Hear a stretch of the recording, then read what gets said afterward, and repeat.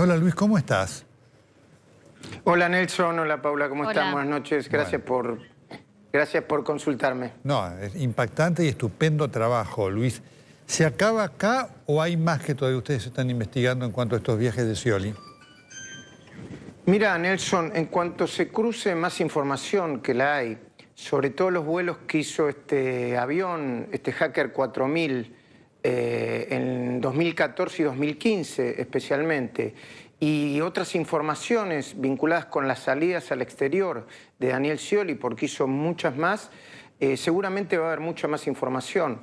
Pero acá es importante aclarar, Nelson y Paula, que hay varios puntos para analizar. El primero, la decisión de Scioli de viajar a La Habana para lograr, las crónicas periodísticas de la época la muestran, incluso las de la agencia oficial, una instantánea con Fidel Castro que no consiguió.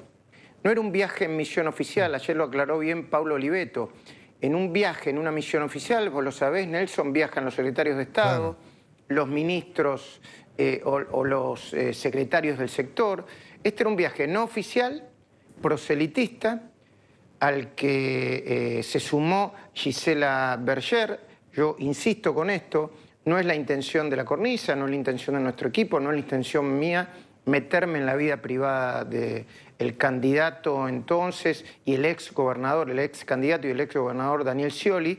Sí es bueno confrontar a lo que se muestra con la verdad, ¿no? Claro, claro. Bueno, no es un dato, efectivamente, la vida privada de los hombres públicos muchas veces deja de ser privado y esto está muy bien, ustedes el contraste que presentaron. En ese momento Scioli hablaba de la primera dama porque además Karina Rabolini tuvo un rol activo en la campaña de Scioli.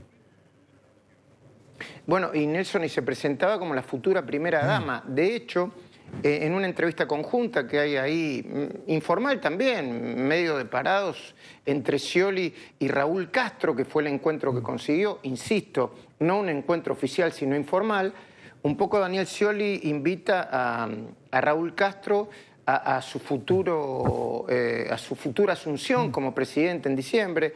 Raúl Castro acepta y nosotros obviamente nos encargamos de chequear que en esos días Scioli presentaba a Karina Rabolini como la primera dama. Pero además, y yo creo que esto también es muy importante y relevante, ese vuelo fue pagado, según reconoció a Hugo Machiavelli, el propio empresario aeronáutico Gustavo Carmona, muy controvertido, por cierto, también Gustavo Carmona, y que costó, le mostró la factura a Hugo Machiavelli, se la mostró y no se la dejó llevar porque dijo que no tenía copia, 1.740.000 pesos y que la pagó la gobernación de la provincia de Buenos Aires. En ese momento hay que recordar, perdóname Luis, hay que recordar, Paula, yo tengo una pregunta, que en ese momento a dólar oficial 1.700.000 pesos eran $170.000, ¿eh? Luis, yo... Sí, termina.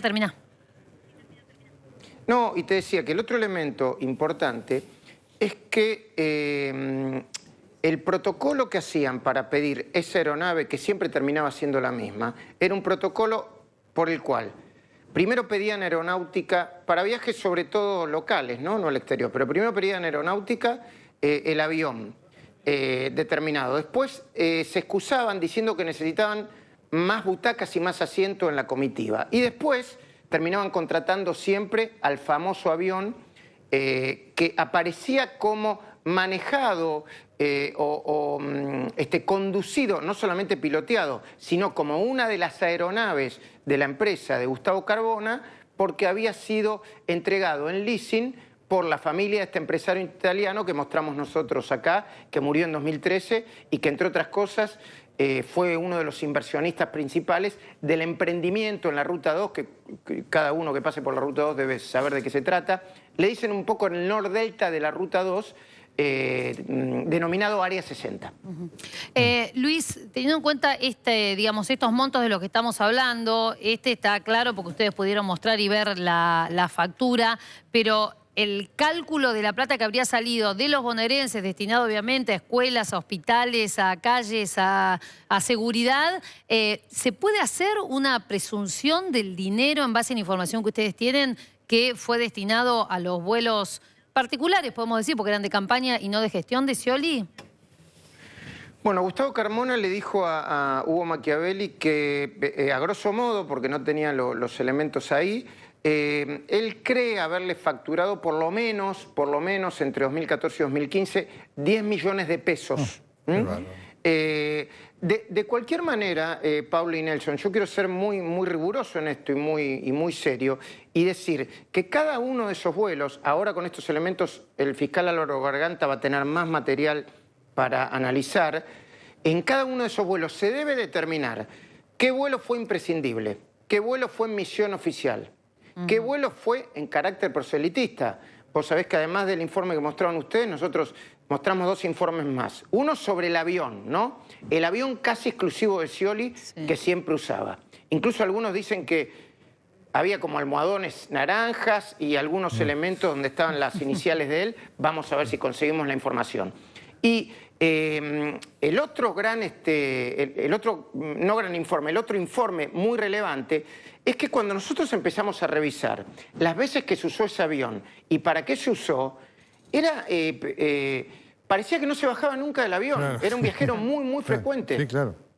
Bueno, Scioli tenía, obviamente... Incluso hay un video... Sí. Scioli tenía una movilidad extraordinaria, el nivel de difusión de su persona que hacía Scioli, acordate, Luis, era impresionante en la cantidad de lugares que estaba, siempre estaba presente, ¿no es cierto? En el lugar, además, donde la publicidad, sobre todo, estaba asegurada, ¿no? Sí, mira, incluso hay un video, que ese video está en YouTube, que nosotros empezamos a revisar, y se ve un video claramente, en donde Scioli llega a Aeroparque, baja del helicóptero, da unos pasos y en un tiempo no mayor a 3 minutos se sube el famoso avión Hawker 4000 para irse no sé a dónde, sin presentar documentación, sin hacer ningún trámite más. Ahora, imaginemos que los presidentes y los jefes de Estado tienen prerrogativas que no son las del ciudadano común, y yo no estoy justificando nada, lo que yo creo que hay que ser muy claro con esto. Hay que revisar contrato por contrato y hay que determinar, porque el fiscal Garganta nos dijo la semana pasada, que habían desaparecido 78 expedientes vinculados a los vuelos del gobernador y su comitiva. 78. Y el fiscal Garganta, 78 expedientes, que yo supongo que conllevarían la información sobre 78 contratos. Entonces yo creo que hay que ser muy riguroso, y 78 destinos que quizás no se querían que se conozcan, a dónde ha ido, porque también ese es otro tema. Exactamente. Hay un destino que nosotros descubrimos cruzando la información de la ANAC con Migraciones, donde también aparece inmediatamente después de terminada la campaña electoral, creo que inmediatamente después de la asunción de Macri, aparece Scioli viajando de nuevo con Gisela Berger, en este caso, por lo que nosotros sabemos y concluimos, Asunción del Paraguay. Pero hay otros destinos que todavía no se determinaron porque sencillamente no tuvimos el tiempo para cruzar la información. Hay muchos destinos que creemos que se cubrieron con este avión y otro avión privado, pero que como todavía no lo tenemos chequeado y reconfirmado, todavía no lo vamos a dar a conocer. No, y el otro tema, Luis, también es, vos decías, bueno, el fiscal ahora va a determinar cuáles eran por campaña, cuáles eran privados y cuáles tenían que ver con la gestión. Y la visión hay que ponerla también en aquellos que fueron por la gestión, si realmente fue una contratación directa, como en estos casos parece que así fue, o si se hizo una licitación como corresponde desde el Estado para poder elegir a quien mejor oferta un servicio de este tipo.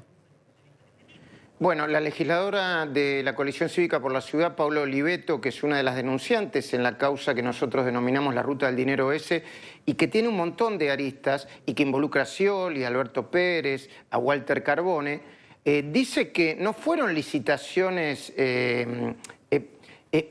puras, que siempre había excusas para terminar eligiendo un avión privado u otro avión privado, yo diría más frecuentemente el que nosotros presentamos. Y acá hay otro tema que me parece que es muy interesante discutir porque toda la aviación aerocomercial en la República Argentina, sobre todo de vuelos privados, que es un mundo chiquito así, sí, claro, muy chiquitito, te dice que lo que sucedió acá es que el empresario italiano y su familia, supongo, Contini, en un momento determinado le ofreció o a Scioli o gente que trabaja con Scioli la libre disponibilidad del avión.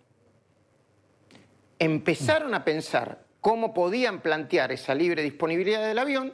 Entonces gente cercana a la familia del empresario italiano y a Scioli empezaron a consultar a distintas empresas de alquileres de avión si se podían hacer cargo del avión a través de un mecanismo que se llama leasing, Claro, que significa alquilar el avión, explotarlo y usarlo como si fuera propio, con el derecho futuro y posterior a quedarse con la aeronave previo pago. Bueno, fíjate qué curioso esto. El contrato fue de abril de 2014, cuando empezaba la campaña electoral, o cuando se suponía que iba a empezar intensamente los viajes de Daniel Scioli, y termina el contrato a principios de 2016.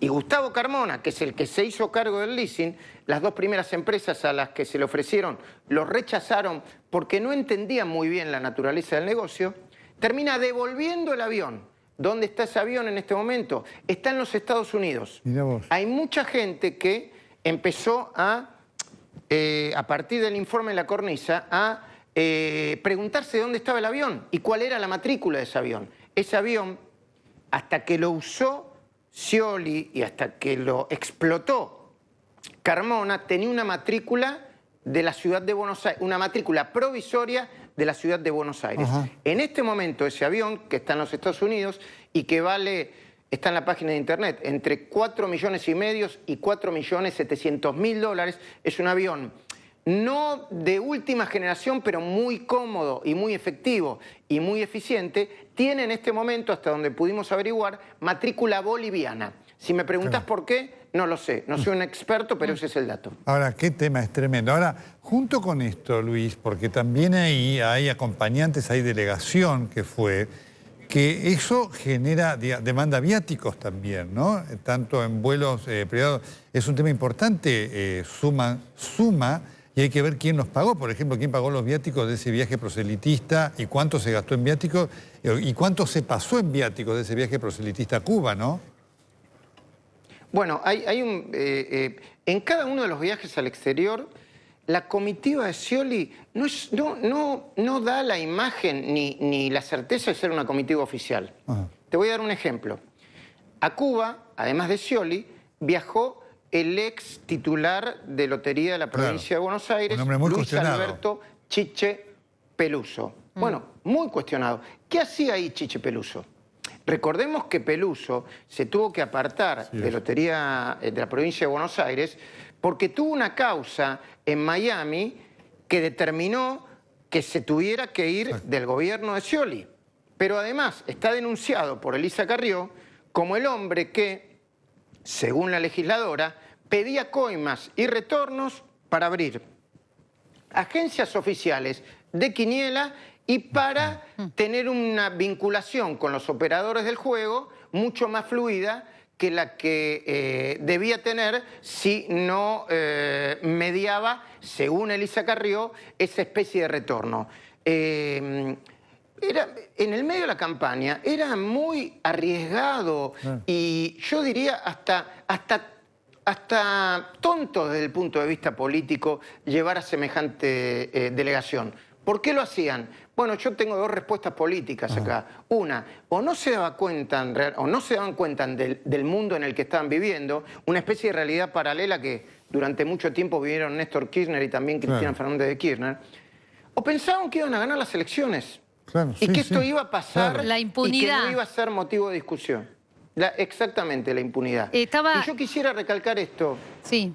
Yo quisiera recalcar esto, Paula. No, a partir de que empezamos a hacer estas y otras investigaciones, siempre salen a responder que hay persecuciones personales o cuestiones. Yo la verdad que no tengo ningún problema personal con Scioli. Hasta desde el punto de vista personal, es una persona amable, simpática, que me cae bien.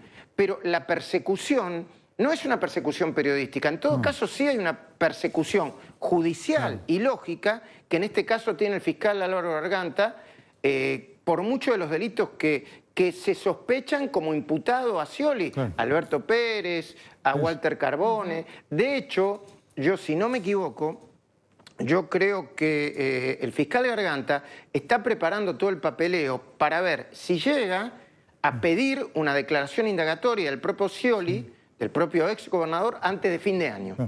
Sí, sí, es muy complicada procesalmente. Ya además la resolución del otro día de la doctora Marcela Garmendia, que lo involucra a Alberto Pérez, a Carboni y el resto de los funcionarios, apunta hacia Scioli. Te hago esta pregunta, Luis, porque efectivamente el tema de la relación marital de Scioli tiene un valor político a la luz del rol político que jugaba Karina Rabolini, que vos te acordás, participaba de actos de campaña, ha estado en la mesa de Mirta hablando y defendiendo al marido, participó además. Ella tenía acciones de tipo social con el Banco Provincia y demás, tenía una participación importante en la vida política de la provincia. ¿Ella desconocía esta infidelidad de su pareja, creo que no estaban casados? ¿De Scioli lo conocía? La verdad que no lo sé, Nelson, no lo sé. Y te agregaría, no es algo que me preocupe en el sentido personal. No sí en el va en lo sentido personal, político, tiene que ver con lo porque político.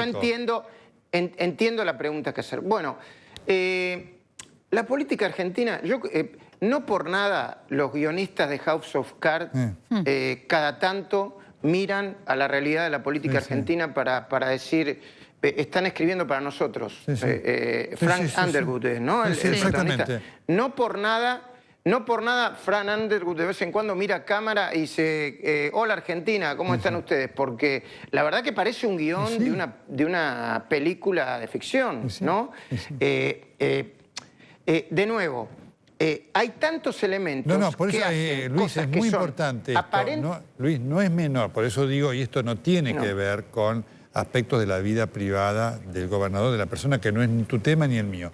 Sí cuando esto va a la política, porque efectivamente aparecía un matrimonio que se presentaba como tal, que hablaba de valores, que daba una idea de unión y demás, y de cosas de perfección, que también tenía un peso político, y eso era absolutamente falso. Bueno, si esto es así, como todos sospechamos, es parte de la hipocresía de la política. Y a mí me entristece mucho, Nelson. Me entristece primero como ciudadano, porque uno debe ser sincero con su vida. Y además yo creo que a esta altura del partido, me parece a mí, Nelson, nadie va a votar o dejar de votar a un candidato a presidente porque se separe o no se separe de su pareja de toda la vida. No, a ver, no lo creo. Y si esto sucede, hablaría mal de nosotros como sociedad. Entonces a mí me genera mucho... La verdad que me genera tristeza, porque creo que en todo caso es parte de una hipocresía o parte de la construcción de una historia personal que después evidentemente no se iba a corresponder con la realidad. Yo diría, en todo caso, bueno, menos mal, ¿no? Menos mal que no fue presidente, y lo digo desde lo humano, menos mal que no fue presidente y no debió, en todo caso, mantener una relación en la que evidentemente no era sincera y honesta. Bueno, después de todo, desde mi mirada de tipo adulto, grande, con muchos años, qué alivio después de todo. Pero fíjate, volviendo a House of Cards y a lo inverosímil, cuando nosotros empezamos con esta investigación, y esto es muy importante, Nelson y Paula, no quiero dejarlo pasar, dijimos, porque lo planteó el fiscal Garganta, que el fiscal pidió al Banco Provincia una tira enorme de operaciones bancarias que supuestamente salían en efectivo y se retiraban de las distintas sucursales del Banco Provincia en efectivo o contra cheque. Hicieron la suma. Esa suma en 2014 y 2015 llegaba a 20.000 millones de pesos aproximadamente. ¿Nosotros qué hicimos? Reprodujimos la investigación que estaba haciendo el fiscal Garganta. Fuimos a la fiscalía no una vez, Nelson, yo te aseguro que fuimos decenas de veces. Y le volvíamos a preguntar, fiscal, equipo del fiscal, ¿son 20.000 millones? ¿No es demasiado 20.000 millones? ¿Sabe usted lo que representan 20.000 millones de pesos en efectivo? Y el fiscal volvía a responder. La tira, sucursal tras sucursal, del Banco Provincia, de diferentes extracciones, da como suma 20.000 millones de dólares. A partir de ahora, Lo que yo tengo que investigar es por qué semejante cantidad de dinero se podía retirar en efectivo cuando la mayoría de las operaciones bancarias, incluso las cuentas sueldos, se hacen de manera electrónica. No se necesita, o por transferencia, no se necesita que se retiren en efectivo. Y fíjate lo que está empezando a pasar, Nelson y Paula, y esto es algo que, de nuevo, parece inverosímil. En distintos juicios y causas y expedientes de la provincia de Buenos Aires, algunos lo tiene Galganta, otro el fiscal Paulini, aparecen cuestiones extrañas. Cito una sola. Astilleros Río Santiago. Cito el caso. Detectaron en Astillero Río Santiago que durante mucho tiempo se retiraba por lo menos 20 millones de pesos en efectivo. ¿Y cómo los retiraban, Nelson? Lo pedía el tesorero de Río Santiago, iba un camión del Banco Provincia, se ponía de culata, empezaba a llenar sacas y se lo daba a la jerarquía de recursos humanos de la gente del astillero. Impactante. ¿Qué descubrieron después? ¿Qué descubrieron después, Nelson? Que muchos de esos millones de pesos no iban a las personas que según los recibos de sueldo decían que iban, sino que se lo quedaban secretarios y hay un ministro de la provincia involucrado en ese tipo de irregularidades. Impactante. ¿Y cómo lo descubrieron? Luis, sí. ¿Y cómo lo descubrieron? Te digo, Nelson, porque un día fue un señor a pedir un plan social y le dijeron, si usted está cobrando 30.000 pesos de acá, yo no los estoy cobrando. Bueno, mucha fuga de plata en efectivo durante años y años. Impactante, Luis, todo lo que nos contaste, este estupendo trabajo de ustedes de investigación que estamos siguiendo con la atención, que por supuesto es el pie para este extenso reportaje que compartimos contigo. Muchísimas gracias. Gracias por el llamado. A vos, Luis, es muy amable. Impactante, la corrupción que va abrazando a Daniel Scioli y su gobierno.